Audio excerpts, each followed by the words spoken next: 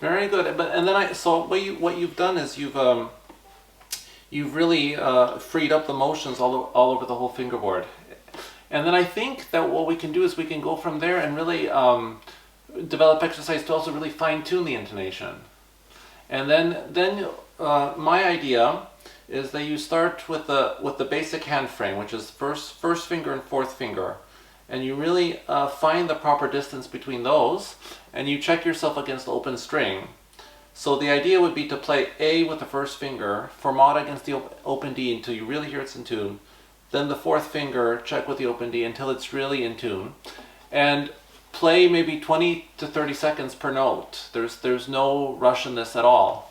The idea is to kind of do the exact opposite of what you're saying, of being very free and not worrying about intonation, but now to get to only worry about the intonation and get it really exact. So you try.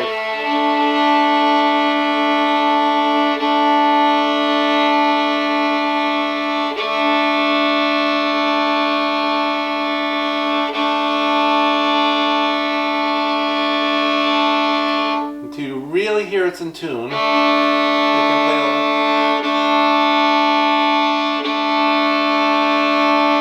You can play a little louder, and then you do the same thing with the fourth finger and go all fingers on all strings. Yes.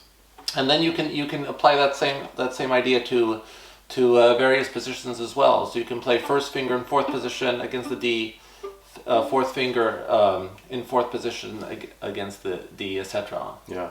So you really extract the perfect intervals from the violin.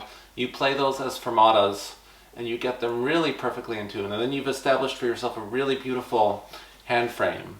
And you are sure you have a guarantee that you are totally in tune with this exercise.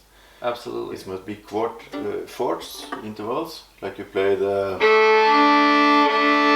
octaves and similar, and quint also. But it must be this pick out only these intervals. Of course. And you can go over, like you said, all over the fingerboard with them. And then you are guaranteed that you are really in tune in the beginning of the day, because in the beginning the air must be very sensible and have this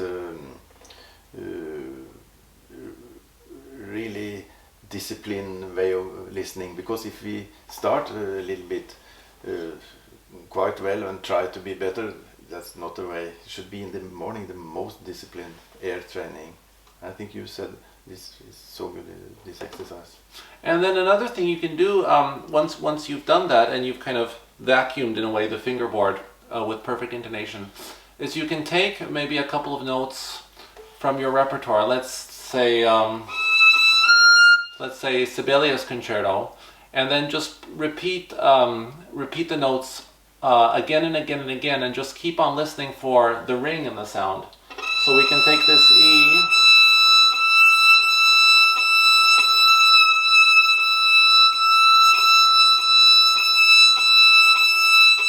And we keep on doing this until we hear the maximum amount of overtones. And then we can know that we're really exactly in tune. That's right.